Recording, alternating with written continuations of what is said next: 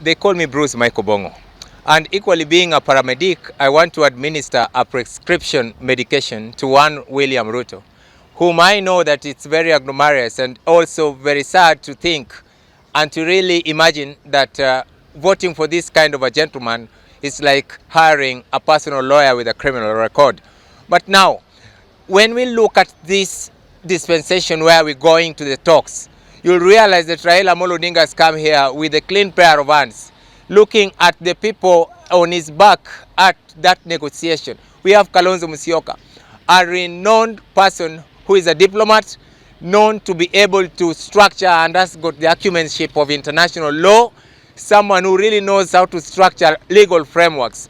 We also have Okongo Omogeni, who Raila took there because we know that in this discussion we are going to talk about the hearts of the Constitution, and therefore there must be some elements of proposals that are going to be shared by the National Assembly for some kind of adjustment to our national Constitution here and there. So I think the intellectual mogul, the law mogul in Okongo Omogeni is also going to structure some of these legal aspects. So I think Raila Amolo Odinga is getting there. But now William Samoei Ruto has simply matriculated the so-called hay-sayers, the hay-pressers of his Kenya Kwanza team, those who are always after him and always praising whatever comes their way. So I think that we are foiled up and that these negotiations are just but designed by the State House to fail. But in an event that they do happen to fail, I want to say that William Ruto must come out and know that Kenyans are going to march out in what we call demonstration and retribution. Now, a retribution is an answer of a citizenry who are caught up in economic times, hardest times, at a time when the government is trying to erase and also throw the net wider on the tax bracket. And that is the bigger challenge to William Samoei Ruto, because we know very well that in every year for any nation, there must be what we call a review in the financial structures in the name of budgeting. But now, how are you going to ensure that Kenyans are going to pay more and you fail to empower them? When you want to do any tax inclusion across the world in the systems of paradegree of shifts, you must ensure that there must be what is called economic empowerment. Through economic empowerment, say for example, the content creators in this country today, they are taxed, I don't know, 1.5 or 3% of whatever they get, which is soaringly high.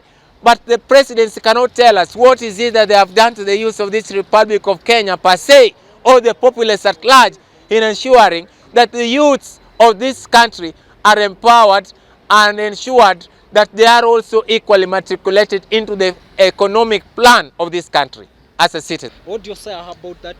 Well, with that statement, I would say that it's quite a hyperbole to call Kenya police that it's Kenya police service. It is not a service anymore, because what we can get from the hearts up there, the higher echelons of the office that is in charge of the policing in this country, we will say that it is quite ignominious of him to have said that there is a position that which you can even hire the corpses. I mean, we, the Aboriginals of Luoland, from Homa Bay, Siaya, Migori, and Kisumu here where we are, we want to say that we are in a solemn course right now.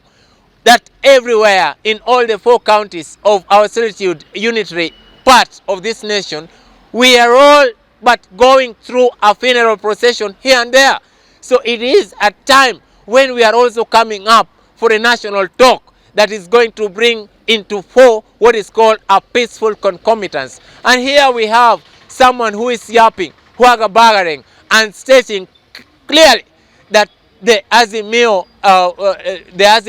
people who are even apologists of this country's liberation are people who are but causing chaos in our social life. So I think it is not right, and I think that time is right for us now to start picketing and ensure that the way we are going to ensure that this gentleman is on board going out of that office is nay. So that is what we want, because these are some of the statements that are going to take this country a notch higher in terms of repression. It is not right.